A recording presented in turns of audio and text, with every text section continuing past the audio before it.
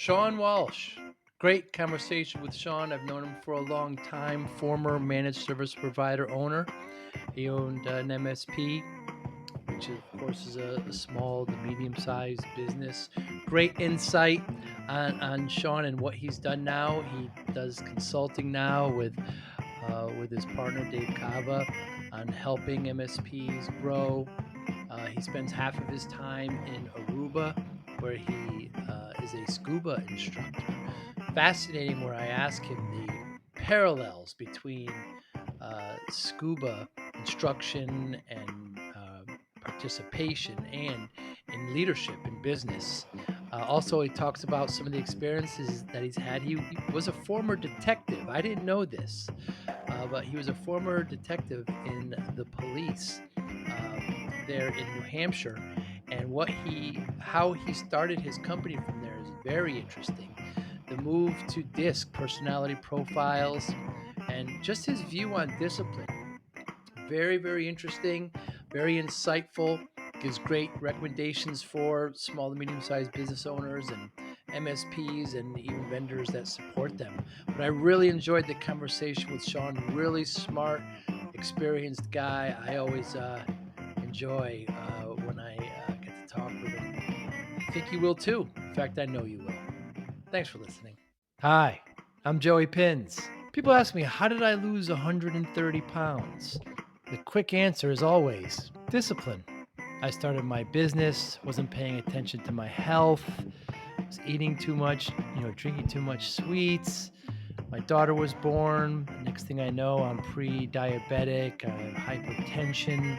I knew something had to change. Discipline. I, like many of you, have faced many challenges in your career, in your family, in your life, in your faith. How did you attack them? How did you approach them? How did you solve them, hopefully? It all had to have some degree of discipline. I'm also asked, how did you found and start a tech business? And it lasted over 25 years. Discipline. I was committed to it, enjoyed technology, didn't enjoy some aspects of it, but knew it was necessary. Discipline. Our podcast mission: how do we use discipline to better ourselves and society? Join me, please, as I talk to interesting people and discuss how they use discipline in their family and their passion and their careers and how it helped them. Our podcast vision: growth through learning from others. Joey Pin's Discipline Conversations. It'll be light and serious. Join us, please. Thank you for consideration. I'm excited to talk to you. Thanks for doing this, Shawn. No Is it a problem. good time to be right now? Is it a good time to be an MSP? Is it a good time to be an MSP? Managed service That's it. provider. It's a double-edged sword. It's a great time to be an MSP in that there are all kinds of opportunities. And I think the silver lining of the pandemic is that companies finally realized that IT is an investment and not an Mm. expense, something that we've been trying to get them to understand for Mm. years. The other side of that double edged sword, though, is that right now, when it comes to the bad guys that are out there, MSPs have a target on their back. And if an MSP is not doing their own security well, if they are the stereotypical, shoemaker with holes in their shoes, Mm. um, they're going to have a problem. So, it's the best of times, it's the worst of times. Yeah, two really good points. We have been trying to show our clients, right, that we're not just an expense, we're an actual investment. We're not like no offense, but the plumbers that come in and fix that and then leave, right? We're very much part of their business, their infrastructure. Very, very important point. Absolutely. I mean, that is something that, I can think way back trying to get that through to people that this is something you need to invest in. And Mm. some clients got it, the good A-list clients, they get it. But there's always those ones that kind of, poo-poo it, they don't take your advice. And, in 2020, when everybody got sent home, the people who invested in IT properly, Those are the ones who their people went home and they logged on to whatever method of remote access you had, and they kept working. And the other places, Mm, they were scrambling, and some of them didn't make it through because they didn't make those prior investments. And it definitely opened up the eyes, I think, for a lot of the clients of MSPs out there. And I think there's a lot of conversations I've had with MSP clients of ours that say, a lot of clients who weren't getting it before, they get it now. right. Can you imagine? And the other thing is that, the technology was really ready for this, right? If this happened 20 years ago, can you imagine what would happen, Sean? I mean, we didn't, this wasn't Yeah. Zoom and these kinds weren't around, or, they're at their infancy stage. It would have been a very different, I think, pandemic experience because Mm, the reality is places wouldn't have been able to have people work right. remotely, and we would have dealt with it differently. I mean, how did they deal with it at the turn of the 20th Mm, century when the Spanish flu was there? People still had to go to work, and it put people at greater risk. I mean, we were very lucky that we were able to walk away, work remotely, and stay as productive as we did. And, for those of us in the professional services space, I mean, I have clients who had their best years ever during it. mm, I mean, it's kind of, again, the silver lining. Um, I was kind of in the same boat where I decided to go, 100% with my own company, and we were just kind of getting our legs under us. And I was like, okay, this is either going to make things real good or real bad. And, it worked out very well for us. So, it's like anything else. We all get dealt the cards, but we individually decide how to play them, right? yeah, absolutely. Another important thing you said is you mentioned your A-list clients. It's something, an exercise, I believe that not just, managed service providers should go through, but any small to medium sized business is kind of categorizing your clients A, B, C, and D. The higher level is doesn't question every invoice, values your service as an investment and not a commodity. And then your D's are just the opposite end of that, where they don't mind turning over support and they don't really respect what you do. And usually the goal is once you get a new A to fire a couple of D's. Do you believe that should be the pattern? Absolutely. If you are not doing that on a regular basis, you are setting yourself up for failure. Mm, I preach that incessantly. The biggest mistake that I made in my own company, well, I say the biggest. I have tons of big one of. mistakes I made, Yeah. but hopefully other people learn from them. But one of the big mistakes I had was, spending way too much time on noisy clients who just didn't value you, hoping that I could convince them of the value if I just respond to this one thing. And there's only so many hours in the day. And every time I went around chasing one of those noisy clients who didn't understand our value, didn't get it, didn't want to get it. That was time I could have been spending going deeper with an A-list client who appreciated Mm, it. And instead, we wind up assuming, well, everything's good with them. They're a great client. They like us. The relationship's okay. I can spend the time over here. Big mistake. And and then all of a sudden we lose that really good client and they just go away quietly, and we wonder what happened. right. And yeah, fire those noisy people, and spend extra time with those A-list clients. I often recommend to new clients to get a copy of Mike Michalowicz's book, The Pumpkin Plan. Very Mm, simple, but it's very accurate. As a matter of fact, one of the things I do is I work with Mike Michalowicz's consulting organization, and mm, I do Pumpkin Plan workshops for owners, and understanding where you understanding where your value is, how to communicate it. But in an essence, that whole book is just go through the customer list, cull the D and C list clients on a regular basis, and take that time and go deeper into your A list. And it's It works.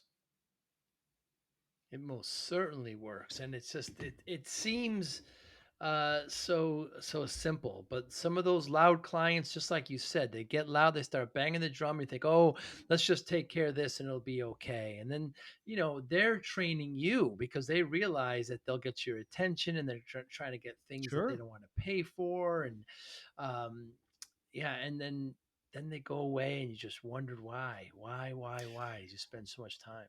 Well, Joey, I mean, it comes from, when we're a new entrepreneur, every dollar is a good dollar, right? It's Mm. I'm here to set up your new server, and would you like me to paint the server room for you while I'm here? Right? I mean, Right, anything for a right, buck, AFAB. right. And in the beginning, we have to do that because cash flow is like oxygen, and we do whatever it takes to build up the cash flow. But that is a very bad habit to get into, and it becomes very addictive. And when somebody suggests that you fire a client that's paying you, even when it's very clearly an unhealthy relationship, you get that anxiety attack of, I can't do that. That's money coming in. And, it takes firing a few before you get it. And it's, what you have to understand is that that relationship is unhealthy. And not only is it better for your business when you fire those clients, but it is better for your mental health. And even more importantly, it's better for your team's mental health. Mm. There is no better thing that you can do for your team to show that you have their back and that you truly are concerned about their well being than to fire a bad client. All right. My business partner Dave at his company, they had a tradition of they had a bakery that would make a special cake for him. It was a black cake and it would say "Bye bye lousy client," and they'd go in at lunchtime with the cake and they would celebrate the firing of the bad client. And he said it was amazing what that did for their morale and their culture. And I mean, I've always loved that story, but it's very true. I saw it with my own team, and once you understand that that really sets you up for growth and for success, and you understand that all revenue is not good revenue. Dave refers to it as dirty money when you're taking Mm. things that aren't in your best interest just to bring cash in. It's definitely a milestone in operational maturity and growth of yourself professionally.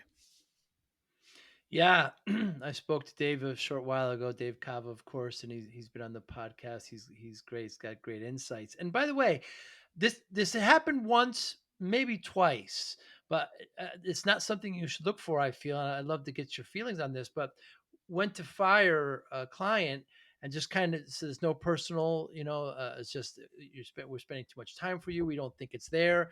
They actually turned it around, so we didn't realize this was happening, and they didn't want us to go. The whole relationship flipped. Now, again, this only happened once, maybe twice, but it actually turned up. We actually moved them to an A client inadvertently. Has that ever happened to you? Absolutely. Absolutely. Yeah. Sometimes, we're just not educating the client in Right. in what the healthy relationship looks like. Because we're, especially again in that beginning stage when it's anything for a buck and all revenue is good revenue in our eyes, we don't want to have that hard conversation. But then they eventually push us to the point where we have that conversation. And when you do have that conversation, you always want to be professional about it. You always want to leave the door open. You never know who they know, and you want to say, "Look, it's you, and it's me. It's not you.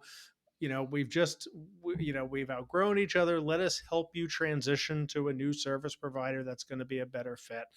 And occasionally you get that deer in the headlights look like, well, why would you fire Hmm. me? And then you can Hmm. kind of get a little candid and say, it's just not a good relationship here. It's not healthy. And well, what do I need to do to change? And I would say out of all the clients I fired during my own tenure with the company, I would definitely say that maybe 1 out of 10, um, maybe a little bit more than that, but would go, okay, wait a second, what do we need to do to Right. fix this?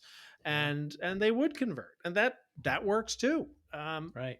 But it's just a matter of having honest communication and doing it in a way and a time where you're not blowing your stack because it's gotten emotional and it's gotten personal, because that just gets ugly.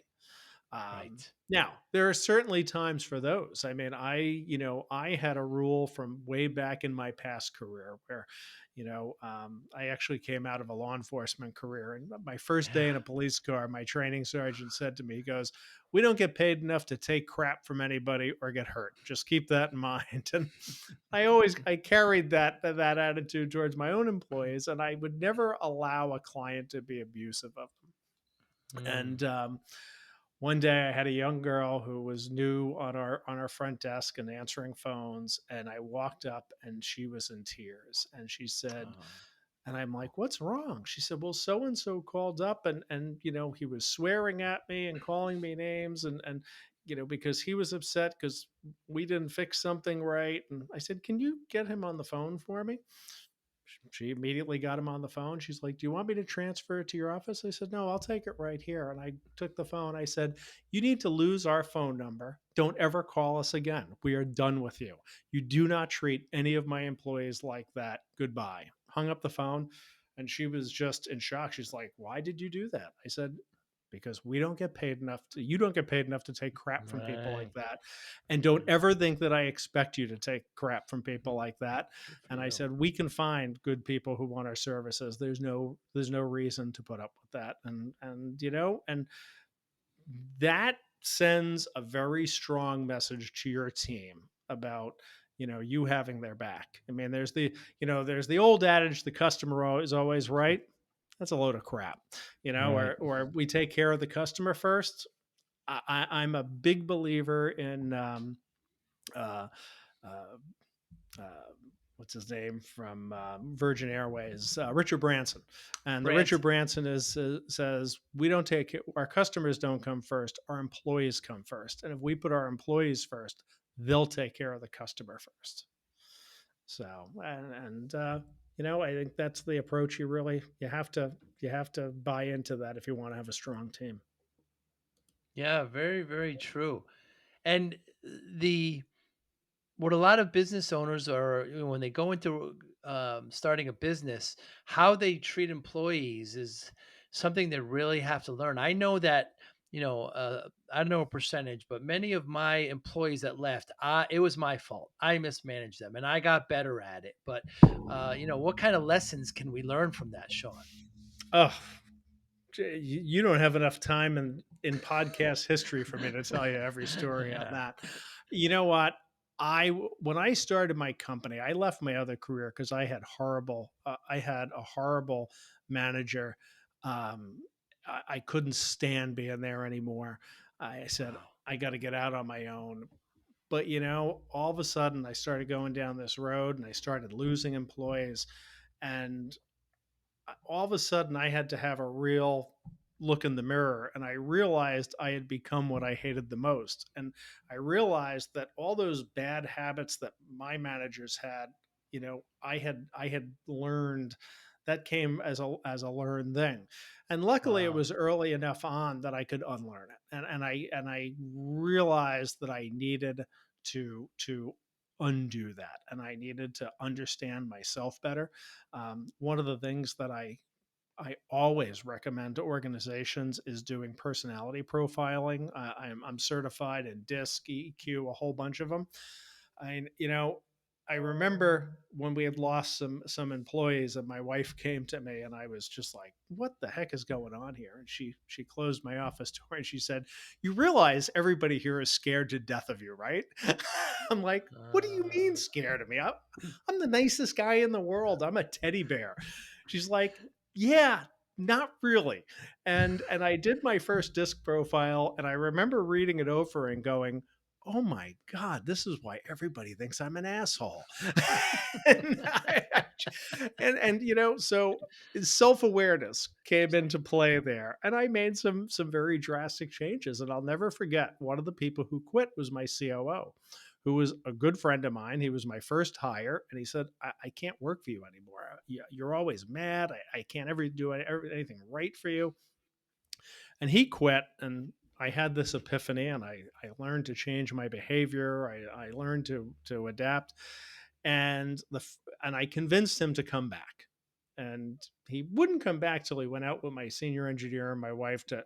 It's like, has he really changed? Right. And they're like, no, it's really a different environment. And the first thing I did when he came back was we had a consultant that did the disc profiling for us, and I brought the leadership team in, and we did a training on it together.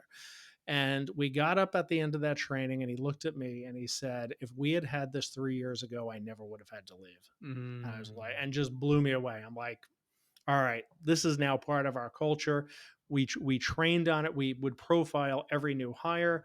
We would do group trainings regularly. We introduced all kinds of communication skills, and teaching our team how to communicate better and how to have constructive conflict, because constructive conflict is very healthy.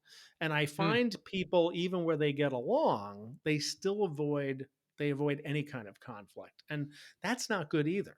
So you got to learn how to use it constructively if you're really going to grow and learn. And that was a tremendous lesson for me. And now one of the things that we do at Encore is we do leadership training, and I actually have been working with some of the folks at Intent Based Leadership from the book Turn the Ship Around.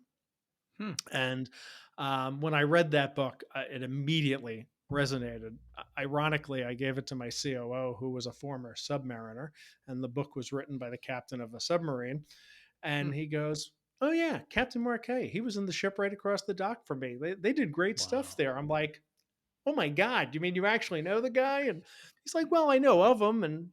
And sure enough, and we took a lot of the methodologies from that book and we implemented it, and that was tremendous in us being able to grow. And I teach that now, and I I take great pleasure in teaching that class, only because I realize how much I screwed that up at the beginning. Mm. And if I hadn't fixed that and learned how to deal with that, we never would have grown to the size that we did, and I would never have had the exit that I did.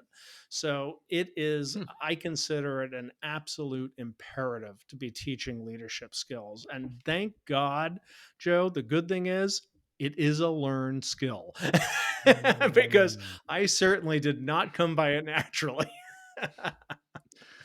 Yeah, and the um, false assumption people make is that everybody else is like me, right? Everybody thinks yeah. and works the way I do, and DISC and Myers Briggs, whatever you use, teaches us that's not the case.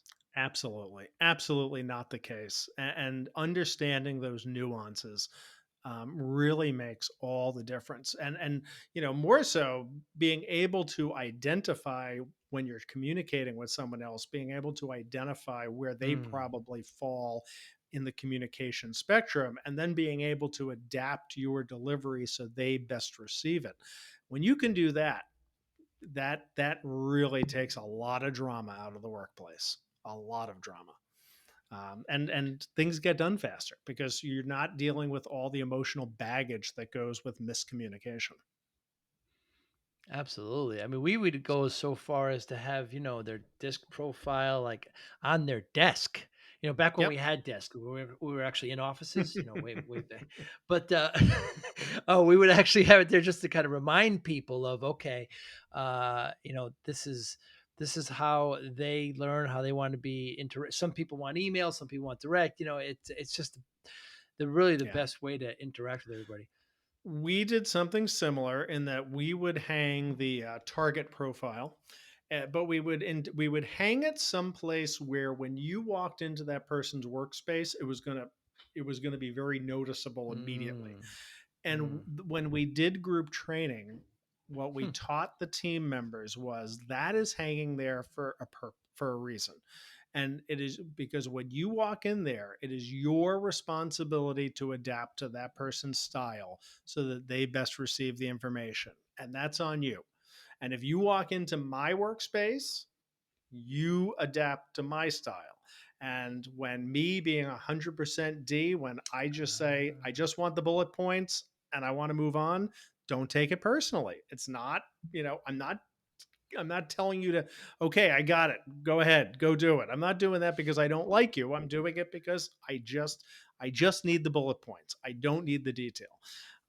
And on the flip side, my COO Tom, he needed the detail. And when I would walk Mm. into his space, I'd say, Tom, how's it going? How are the kids?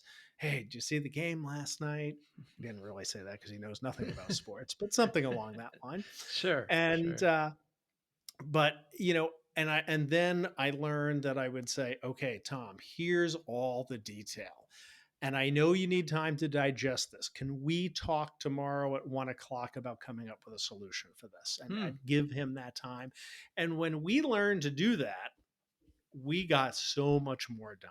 I mean, the That's right. company went on. We at one point we were growing 400% over 18 months, Wow. and we were able to do that successfully because we had good communication. Now, on the flip side of that, Tom also learned that if I came into him and said, "Hey, Tom, I know you normally like to digest the information, but we got a fire going here. Can you put on your thinking cap and speed it up a little?" And Mm. and he could. Mm. And in the same respect, if he came into my office and said, Shawn, I know you just normally want the bullet points, but I think it's really important in this instance for you to have the detail, and I really need your full attention. Can I have it for 15 minutes? I'd go, okay. And I'd shut off the other stuff and stop multitasking and go, all right, hit me with it. That really made a huge difference in our entire team's ability to get stuff done. I really like that, and Sean, I like the rules that when you go into their space, it's their profile that takes over at that point. That's very cool.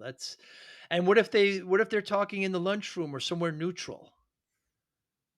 Then again, It's gonna hopefully be a you're combination, applying you're applying the skills that you've learned as to how to right? get it across. And one of the things that we did with this is we kept a binder in the front of the office where the bullpen was, where our help desk was, and we kept everybody's profile in that binder. Hmm. And occasionally, if you saw two people locking horns, I remember one time in particular, my service coordinator and service manager were about to come to blows, and Tom intercepted them and said, hey, you two, take a breath. And he grabbed the binder and he pulled their profiles out and he gave them each other's profile, and he said, I want you to take a break for 15 minutes. I want you to review each other's profile and remember how you're supposed to communicate with each other, and then come back here and solve the problem. And 15 minutes later, we hear him laughing in the conference room, going, "Oh, I Mm. was being a jerk. I'm sorry. I didn't mean to take that personally." And the problem was solved. Instead of it Wow. dragging on for a week where they're both mad at each other and they don't want to talk and that. So it really had tremendous value.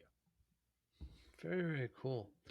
Can the teaching and the practicing and the executing of SCUBA be translated into leadership? I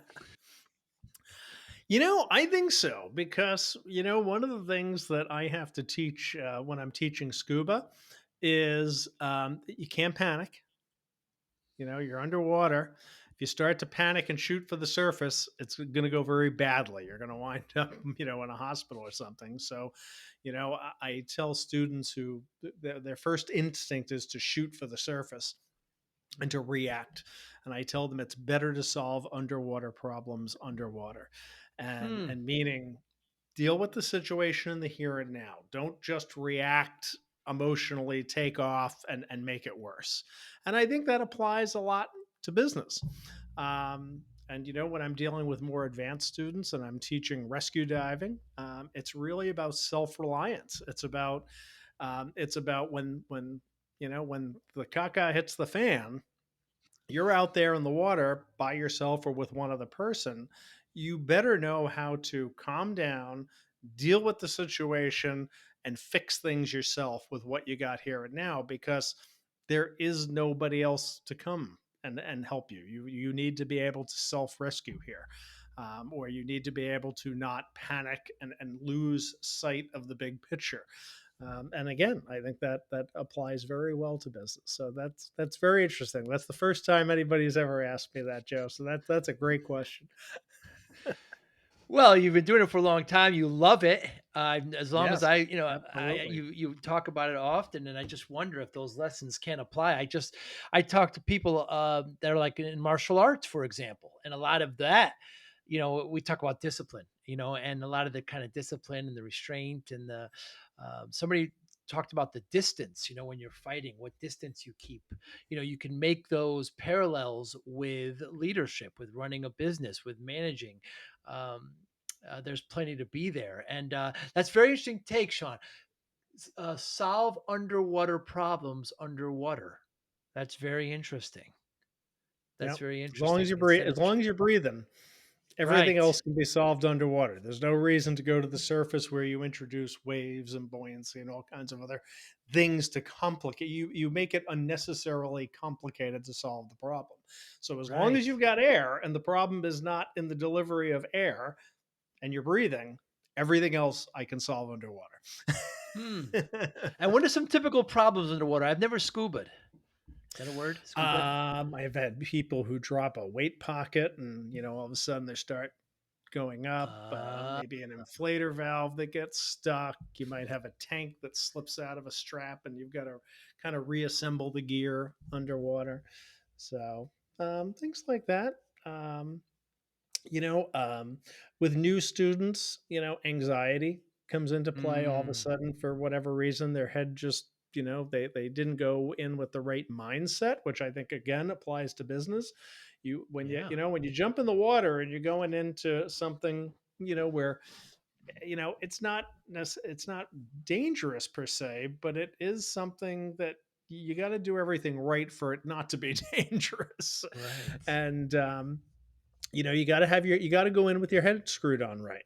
And I tell people all the time, anybody can call a dive for any reason. No pressure. You don't ever, if you just say, you know what, it's just not the thing for me to do today. That's great. Good. We'll just enjoy the view on the boat and put some music on and hang out and wait for everybody else to get back. Hmm. There are days like that in business. There are situations that you should know that your mindset is not in the proper place to be addressing. Think of when you want to explode at an employee. Better to go in your office, close the door, count to Mm, 10, then count to 10 again and again and as many times as it takes. Same thing with dealing with clients who are chewing you out. And again, taking this back to disc profiling, I used to tell people only half jokingly that Tom, my COO, being on the opposite end and not being high D and being very nice and calm, we knew when a client called up screaming and yelling at us over something, Tom took that call, not me, because if nice. they got me, they'd be on the phone going, "You guys suck. I'm firing you." I go, "No, I'm firing you." Bam, and good. One less client we have to worry about. Where Tom would sit there and patiently listen to them and go through everything. And, oh, I understand. And I'd be pacing behind Tom's chair saying, "Tell them this, tell them that." And he'd be like, "Get the hell out of my office, will you?" and, and at the end, he would fix it because his head was Yeah. screwed on right. His head Huh. was in the right place to deal with that call. Mine was not. Same thing with diving. Your head has to be in the right place when you're going under the water, because if it's not in the right place, it's going to go very badly. Very good. Now, I never knew you were an actual detective sergeant before you started your company, correct? Yeah, yeah. I headed a detective division in a municipal police department, and did that for quite a while. And actually, Wow. it was computer crime investigation that got me into IT. Ah, We started having, I was right at the verge where we were switching over to computerized records. Computers started coming up in cases. And I started diving into it, went back to school, got my degree in computer science, and I was teaching computer forensics and computer crime scene response at the police academy. And wound up wow. taking some contracting work with some police software companies. and that was kind of my entry and uh, into IT, because people often ask me like, "How did you go from police work to IT? I don't get it." Yeah. And I tell them, the timing was right, that the progression was not as unusual as you might think. Wow. So So, we have the beginning of your company. Now tell us about your exit. so the exit, we grew it. I started it in the basement of my house when I was still a cop. Yeah. I did it as a way to keep my skills current while I was still in police work, and we I was making more money on my days off than I was on the days that I was working. So Wow. I Wow. had a growing family. We decided to go full time with it, and we grew it to we had locations in 4 states. So we were headquartered in Bedford, New Hampshire. We had offices in Florida, Ohio, Rhode Island, Virginia. We had one for a short period of time, and at the end of 2017, I had a large national company that decided they wanted to try getting into the MSP space, and they bought my company along with another one in the Northeast, and they came along and came along with an offer letter that my wife took one look at the letter and one look at me and said, "It's time to go." Wow. So, It but was that your first was that my first offer? uh, offer? Offer to buy. Um, there were a couple of other. I had conversations with other companies. It was the first serious offer that I See. had.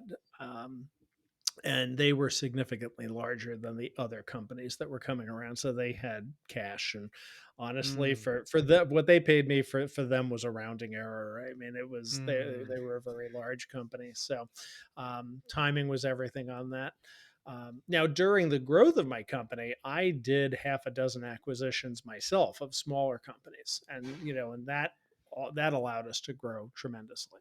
So, and we were very lucky in that almost all the acquisitions we had went very smoothly and went well. So Very good. And was your company officially on the block for to be sold? no, Were you actually no, it Yeah, mine wasn't. was either. Hmm. And that is one of the things that I teach clients now. In preparing for exit, we all think that we're going to have this day where we decide, okay, I'm done working. I'm going to put the company up for sale now, and somebody's going to pay me a lot of money, and then I'll come down to Aruba here and hang out. And I did a blog post on this a while back, but I put it in the terms, and going back to my police work training days, it's called "The Day Chooses You." Because we all think we're Hmm. going to pick the day that's our last day in the office, and the reality is the day chooses you. Um, I was working with my consultant at the time when I got my offer. I was working on a 10-year plan. And, when we set up that 10-year plan, the goal was for me to sell the company no later than when my youngest child graduated college. So I said, once she gets to college, anything in that window. So we figured between year 6 and year 10, if we can have a good offer in that window of time, that would be great. But I don't want to Hmm. be here 10 years and 1 day from now. So that was our target, and the reality was that the offer came in at 5 years and 9 months. Wow. And but it was, one of the things we talk about is know what your number is. Have that number written down in an envelope and put it someplace so that you can remind yourself when the negotiations start going south that the number that you're still got in front of you is bigger than the one that you wrote down when you were calm. Um, Mm. and but the other side of that, though, Joe, is that in doing consulting now with companies, I see people who are leaving for other reasons, and it's not always good. I mean, it's a bad health diagnosis, it's a family crisis, and again, the day is picking them, but it's not on good terms. And Mm. those are really the ones that I struggle with, because there's nothing worse than having a conversation with a business owner who thinks their company is worth one amount, and they're in the midst of some crisis, and I'm having to tell them, I'm sorry, but the company is really not worth close to what you think it's worth. And here's where you're more likely to be. And to see that look on people's faces and to tell them, look, it's going to take 5 years to get this to the point where it's worth what you think it's worth. And I don't want to have those. I had that. There were a couple of times that I had that conversation with folks early on, and I've decided I don't want to have that conversation again. So when I start working with someone now, I say, look, we are going to make sure that this business is always in its most attractive state possible for sale. Not because you want to sell it, but just in case something Mm. happens or somebody's shopping and wants to write you a big check for stupid money. That's okay too. Yeah. You always want it in the best condition possible, and because our tagline is "Profit, Grow, Exit," and people say, "Well, I'm not going to exit for a while." Like that's okay. You don't have to exit, but always have it in a position that you could if circumstances change. Because again, the day chooses you. You're not picking the day. And we're all going to have a last day in our company, whether we want to That's believe right. it or not. That's right. So, and That's hopefully, right. hopefully it's a happy day and it's a Right. day where you go out and celebrate. So, but my Very good. So goal is if to you, make sure it's more on that end. yeah, on the positive end, absolutely. So if you were to like, we talked a lot about this. You talked about getting your company always ready to sell, even if you don't want to. What are the top pieces of advice that you would give to managed service providers or even small to medium sized businesses? Number one, documented, repeatable process. Mm, Stop doing things that are in your head. If it's not written down somewhere, write it down. And after you're done writing it down, give it to somebody else who doesn't know how to do the job and say, can you understand this job? Even if they don't have the mm, technical skills to do it, do you understand the process? Constant revision of your processes. The way you're going to get the most money for your company and the way that you're going to most importantly get walkaway money and not have an earnout over time is to make sure that you are not necessary for the running of your company. mm, So, you want to make sure, I mean, every business owner's job is to put themselves out of a job. They should get to the point where all they do is mm, work on the company, not in the company. That was one of the questions that came up when we got our offer is they said to me, well, how long are you willing to stick around for? And I said, till the check clears. mm, And they're like, well, wait a second. We're going to need you around here for some time, I'm sure. And I said, no, you're really not. I said, what you're going to need is you're going to need Tom, you're going to need Peter, you're going to need Kevin.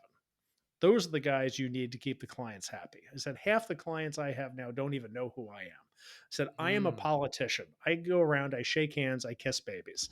I said, mm, I said, I am nothing but a politician. I said, I am not necessary in the running of this company.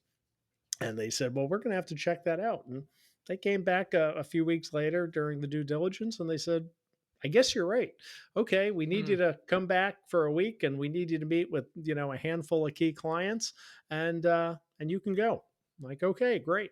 So Wow. that was it. So to me, that's the number one thing you have to do is make sure that you are not necessary for anything in the performance of your company that's critical.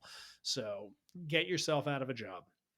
Get it to where you can spend your days thinking about what's the next acquisition we should do, what's the next product we should bring on, be the person who's constantly coming up with the vision of where are we going next. And you're not in the trenches firefighting and doing day-to-day work that's required to produce whatever you're doing for a client. Very good, Sean. And what advice would you give to vendors that work with managed service providers, with MSPs? That's a good question. Um,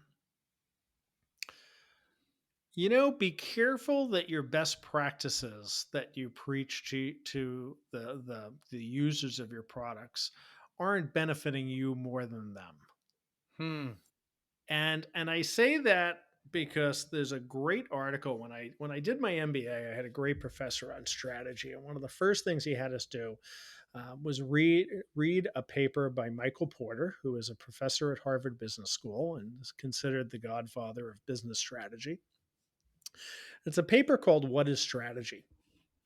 and I'm reading it, and as I'm reading, I'm going, "Wow, this must be talking about the IT industry and MSPs," because it talked about how as an industry matures, vendors start coming up with best practices for everybody to follow, and it seems that they'd be in your best interest. But Porter says that you know, and it's not malicious, but they really benefit the vendor more than the practitioner, because what Mm, happens is it drives commoditization. And his thing was, you need to come up with your own strategy of how to go to market differently and stop following the best practices that make you look like everybody else. But they said that the paper says that this is a normal transition of an industry, and in the end what happens is the vendors get the lion's share of the profits, and the mm, practitioners don't. And look at all the big companies in the MSP space. mm. They've grown within the time frame of most MSPs careers, and they've made a lot of money and sold out and gone public, and some of them in the billions. And most of those MSPs have not hit $1 billion in Right, sales, or right. $1 billion valuation. So now the interesting thing of Hmm. that is, after I got done reading the article, or as I was finishing it, there was something mentioned, and I said, "Wait a second, that has to be a fairly old reference," because I think it was an airline that they mentioned that I knew had gone out of business years ago. And I looked, and the original version of that paper was published in 1979. So that is not, what he's describing is not unique to the IT industry. Wow. It's a normal pattern behavior of any industry. Um, but I found it very applicable to the stage of where we're at in growth between MSPs and vendors and the relationship. So, like I say, I'm not saying that to say that your vendors are out trying to screw you and do things maliciously. It's a natural evolution, but if you're aware of it, you can approach it differently. And I think there are Mm. vendors out there that understand that and are starting to get it. And there are some that we're working with that really do want their partners to succeed in that. But it's something to be aware of, and it's just something to think about, on both sides of the equation. And how can we change that evolution so that there is more of a balance in the benefits of it. Excellent answer, Sean. Excellent. I've never heard that response. That's excellent. So on the podcast, we talk a lot about discipline. I lost a lot of weight. People always ask me how, like there's some magic bullet, and I say just discipline. Do you consider yourself disciplined personally and in your profession as well? Not without great struggle. So going back to a Mm, disc profile, the S is steadiness. And people who are low S are squirrel chasers. We start a lot of stuff, we don't finish a lot of stuff. People are high S are people who finish things through. They start one thing, they continue with it until it's done, they start another. My score on the S is a 3. So I wow. am a naturally inherent squirrel chaser. So discipline to me is something that I Hmm. have to work a lot on. And I Hmm. absolutely believe in it. It just doesn't come naturally. So again, something that can be learned. I probably struggle with it more than some. Um, but I will say that the one piece of discipline that really helped me in the growth of my company, that I really try to impart on clients that I work with, is making sure that you're setting priorities correctly, that you are holding each other accountable to finishing those priorities, and that you're moving forward, and then you're not just sitting around talking about the same problems over and over again.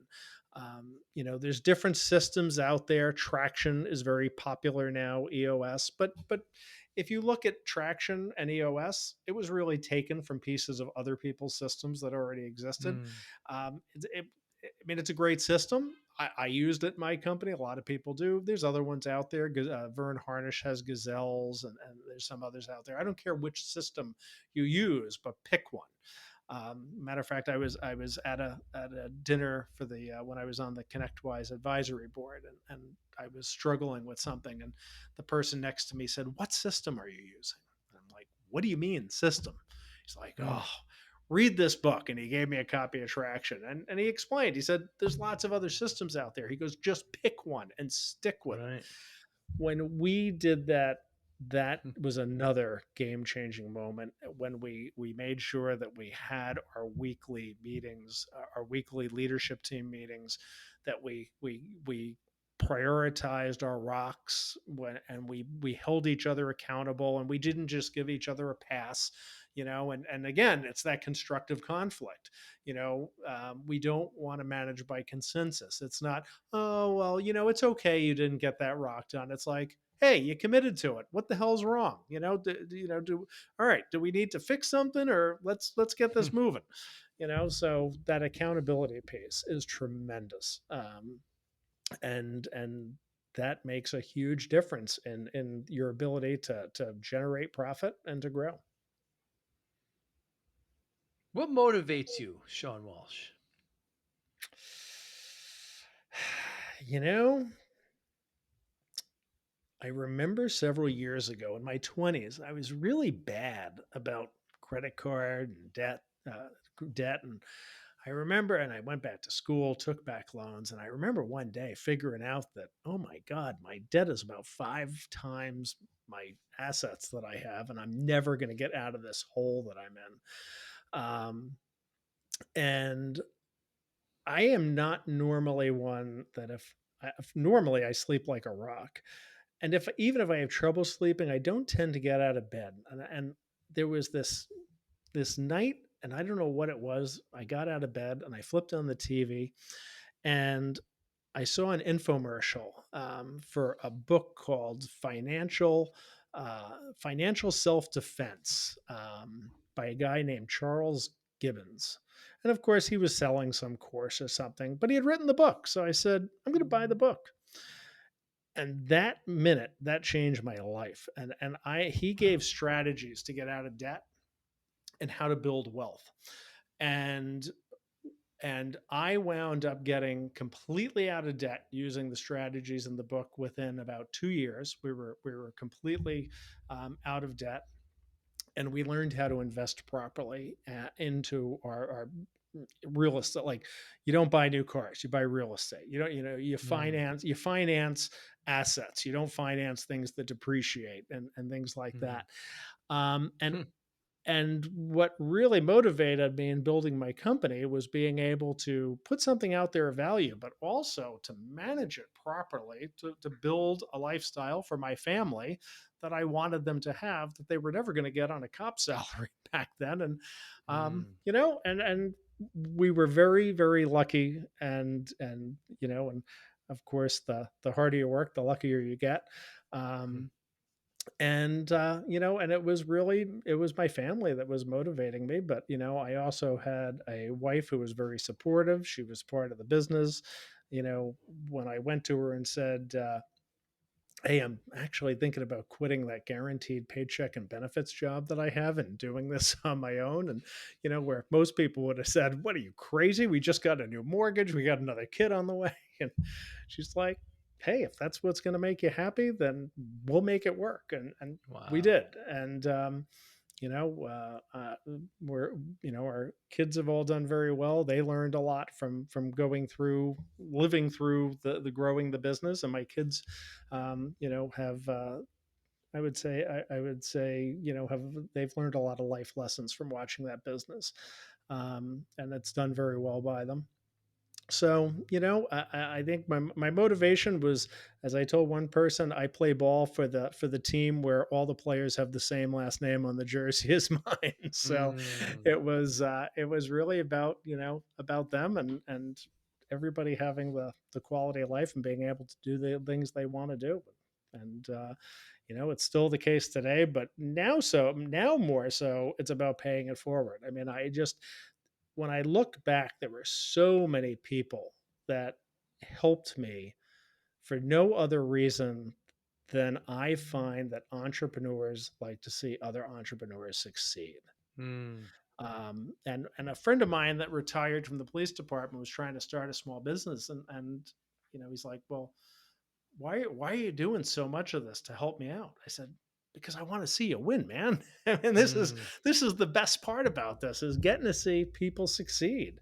And he couldn't grasp the concept. Well, he did eventually. It took him a while before he grasped the concept that I wasn't doing this because I expected something back. It was just about paying it forward, and I want to see you do well. And with the clients we work with, yeah, they pay us, but it's bigger than that. It's about wanting to see them succeed. I mean, I'm lucky enough to live in Aruba half the year now, and Yeah. every now and then somebody will jokingly say, "Oh, you're calling me, you're on a Zoom with me from Aruba. You got to rub it in." I said, "It's not rubbing it in. It's motivation because I want you here with me." So, Mm. Good for but you. but And yeah, so on that it's same, how do you measure success? You know, I get to live a life where I get to work with people I like. I don't have to work with Mm. people I don't like. I get to go where I want to go when I want to go there, and Mm. it's about complete freedom of being able to make the choices that we want to make. And to me, you can't get any luckier than that. Good for you, Shawn. It's a great pleasure talking to you today. Thank you for your time. So, how can we get in touch with you? You and Dave, of course, have a great organization. Talk a moment about that and how we can get in touch with you there. Yep. So our company is Encore Strategic Consulting. Obviously, it's the Encore for both Dave and myself. And we work with MSPs to help them profit, grow, and exit. And we do that in three primary ways. We run peer groups for the owners. We also run peer groups for COOs and service managers. We provide direct consulting services, doing the things like we talked about, disc profiling, leadership training, just operational training. And then finally, we do recruiting for MSPs, and a little bit different than your traditional recruiting services. It's really where we are helping you build a team, and it's at a cost significantly less than traditional recruiting. But we stick around and we work through the entire team with you. So it's building something that has growth potential, and not just filling a seat. But they can reach me at Shawn, SHAWN, at EncoreSC.com, EncoreSC.com. Very good. And that will be in the show notes. Shawn, thank you so much. I look forward to one day. I'm in Tampa half of the year now that I'm empty nest. Not too far from you, but I look forward to coming visiting you one day Absolutely. in Aruba. Anytime at all. And as a matter of fact, from where I'm speaking to you is a new property that we bought, and we are actually in the process of building a outdoor classroom and event location here, where we will Ah. hold peer group meetings on site here at the house in Aruba. And I have a chef that comes from a Michelin background that comes and caters dinner for Wow. everybody. And it's a great experience. And we would love to have you anytime, Joe. Shawn, thanks so much. And of course, I can't wait to see you on the circuit. Just generally speaking, I think hopefully we're starting to get out a little bit more this year. We'll see what happens. Yeah, we've already got a few trade shows booked up through ASCII, and we'll be at some of the upcoming ASCII events. So, knock on wood, hopefully, we are getting back to a new normal, which is more like the old normal. Exactly right. Shawn, thanks again so much for your time. Great talking with you, and I hope to see you soon. Be well. Excellent. Thank you, Joe. Pleasure as Bye now. always. Thank you for listening and or viewing Joey Pinz Discipline Conversations. Please share this episode with one or two of your friends who you think may benefit from the episode. Our website, www.joeypins.com. There you'll find lots of resources and you could join our mailing list. Please follow us on all our social media, Instagram, Twitter, and Facebook. Podcast information. The video version of our podcast is on YouTube. Please subscribe. Audio is on all major podcasting platforms. Please follow them. And if you like it, please consider giving 5-star rating. Would really appreciate that. Would you like to financially support the podcast? You can go to our Patreon site. Consider $5, $10, or $20 a month. There's all kind of plans that we have there. There's like a one-time payment. What is this podcast episode worth to you? $25, $50, $100, $500, $1,000, $5,000. You be the judge. You can go to our PayPal account to do that as well. Thank you again for listening or watching Joey Pinz Disciplined Conversations.